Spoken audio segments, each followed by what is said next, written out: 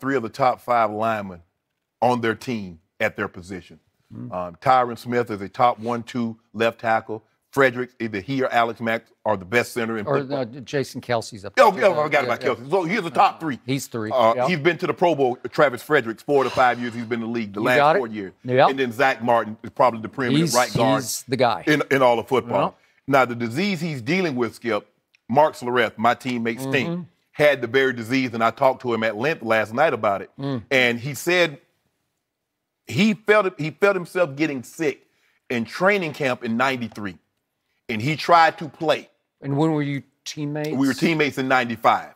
In 95. Okay. He said it started with his toes going numb, then it comes up to his feet. And he said, I think it was week 8, week 9, he's playing the Giants, played 7 plays. Say he's sitting down into a block, and all of a sudden he couldn't understand. Even in training camp, he couldn't understand why he kept falling. Like, I'm just blocking, it's like somebody just kicked my legs out from under me. So he said he went from 295 pounds to 235 pounds in about 3 months. Wow. He missed the last, I think, 7 or 8 games, he said, and he said he didn't feel like himself until week 13 of the following year. So this was 93 to 94. He says he felt the symptoms for about 16 to 18 months. And as Travis Frederick said, the doctors can't give him definitive because it's dealing with his nerves. They might refire in a week or 2.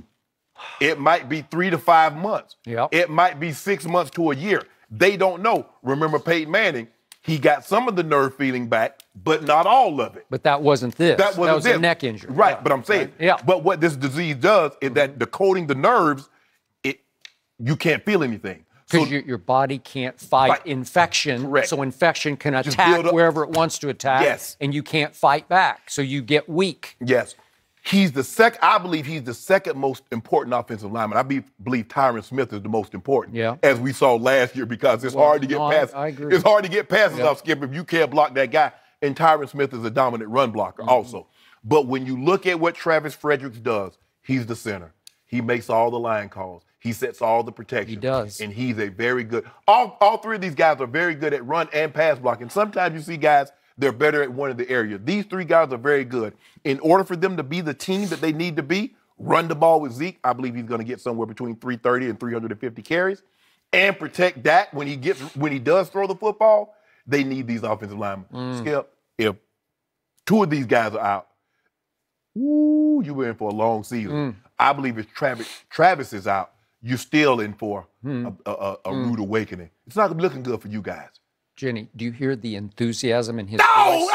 I'm just trying. Not that he wishes this upon anyone, but if it has to happen to someone, it's got to happen to a Cowboy. Am I right? I hope Are you not enjoying this? Yes. I don't take pleasure in this. You take great pleasure. You couldn't wait for this topic. I want you guys. You did your homework on this topic just so you could pile on to this topic. Am I right? If you lose a few games with everybody in, that would do me. I would feel a little better about that. Because we have a bet, but True. What, didn't you say you could disqualify the bet on additions or subtractions? No. I could. Oh, that was you addendum. can. That was an addendum I made. Because he said Earl Thomas added. Nope, bet is off. But I could say Travis Frederick can't play. Bet off, right? I erased that text message. Oh, really? Yeah. Oh, I didn't know To that. keep track of these bets. So, just when I thought it was safe for me to like this football team this year, it's not safe to do that anymore.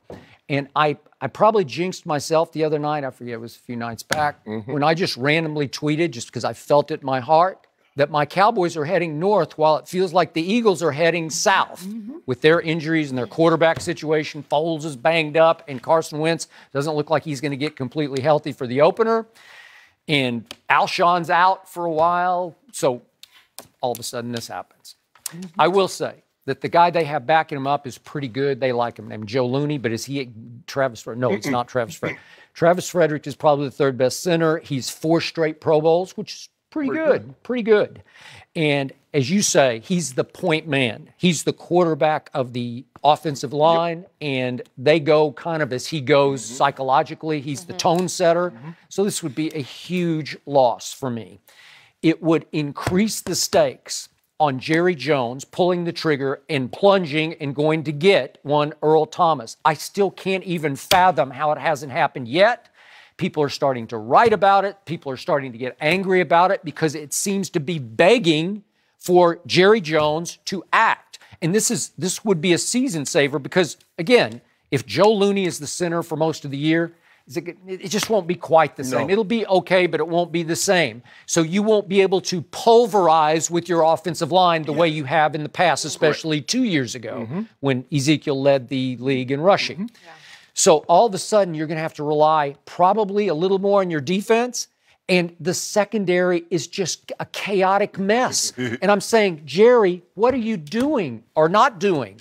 What are you fiddling while Rome burns? Because that's what it feels like right now, where he's just sitting back, resting on his Hall of Fame laurels, saying, I'll let my kids rise and shine. I'll let them come of age. When? Next year? You remember in 2016 when Zeke had that phenomenal season, Dak was Rookie of the Year. What could they do? They could ball control, which minimized the amount of didn't they lead? I think they led the league in ball. Yeah, they had to be up there, but it minimized the amount of time the defense was on the field. So when they were out there, they were able to fly around. Last year, they couldn't ball control. The defense had to play more, and they got exploited somewhat. So that's going to be the key. The thing is, if this defense is what you want them to be, this is not a defense that you want playing, 35, 38, 40 minutes a game. You want them to play as little as possible.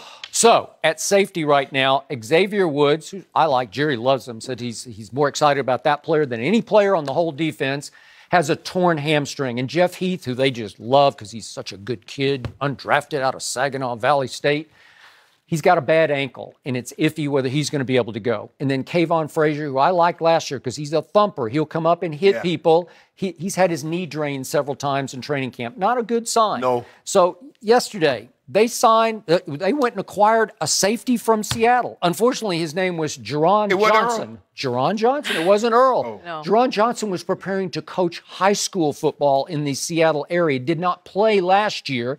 And that's who you didn't get Earl. You got Jerron Johnson from Seattle. Really? He must be had on 29. What? They thought that was Earl Thomas. What? He was once undrafted out of Boise State. I don't know. What's the holdup here? They have the cap space.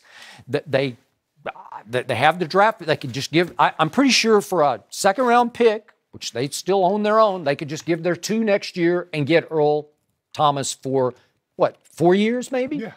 Okay. Well, I don't know. What do you want me to do, Skip? I want you to campaign for this because it would end you. I'm not going to be able to do that, Skip. Unfortunately, as much as I would like to, unfortunately, I do take great pleasure. Or, excuse me, not unfortunately. Fortunately, I take great pleasure. I realize that. In the uncertainty. We could even go after, dare I say, Eric Reed, and he's still out there. I love Eric Reed, but guess what?